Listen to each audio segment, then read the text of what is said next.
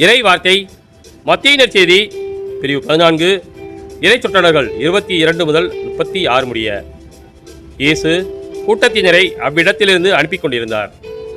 அப்பொழுது சீடரையும் உடனே படகேறி தமக்கு முன் அக்கறைக்கு செல்லுமாறு அவர் கட்டாயப்படுத்தினார். மக்களை அனுப்பிவிட்டு அவர் தனியே இறைவனிடம் வேண்டுவதற்காக ஒரு மலையின் மேல் ஏறினார். பொழுது சாய்ந்த பிறகும் அங்கே அவர் தனியே இருந்தார். அதற்குள் படகு கரையிலிருந்து நெடுந்தொலை சென்றுவிட்டது. மேலும் எதிர்காற்று அடித்து கொண்டிருந்ததால் அலைகளால் படகு அலைக்கழிக்கப்பட்டது. இரவின் 4ஆம் காவல் வேளையில் இயேசு அவர்களை நோக்கி கடல் மீது நடந்து வந்தார்.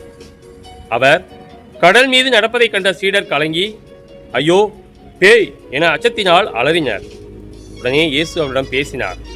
திணிவோடு இருங்கள், நான் தான், அஞ்சாதீர்கள் என்றார். பேதுரு அவருக்கு மறுமொழியாக, ஆண்டவரே, நீர்தாம் என்றால் நானும் கடல் மீது நடந்து உம்மிடம் வர ஆணையிடும் என்றார்.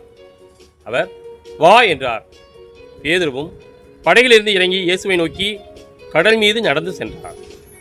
அப்பொழுது பெருங்காற்று வீசியதைக் கண்டு அஞ்சி அவர் மூழ்கும் போது, ஆண்டவரே, என்னை காப்பாற்றும் என்று கத்தினார்.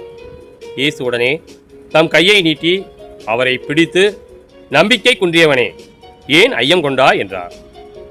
அவர்கள் படகில் ஏறியதும் காற்று அடங்கியது. படகில் இருந்தோர் இயேசுவை பணிந்து, உண்மையாகவே நீர் இறைமகன் என்றனர். அவர்கள் மறு கரைக்கு சென்று கெனசரேத்து பகுதியை அடைந்தார்கள். இயேசுவை யாரென்று அறிந்துணர்ந்த அவ்விடத்து மக்கள் சுற்றுப்புறமெங்கும் ஆள் அனுப்பி எல்லா நோயாளர்களையும் அவரிடம் கொண்டு வந்தனர். அவரது மேலுடையின் ஓரத்தையாவது அவர்கள் தொட அனுமதிக்குமாறு அவரை வேண்டினர். தொட்டவர் யாவரும் நலம் அடைந்தனர். கிறிஸ்துவின் நற்செய்தி.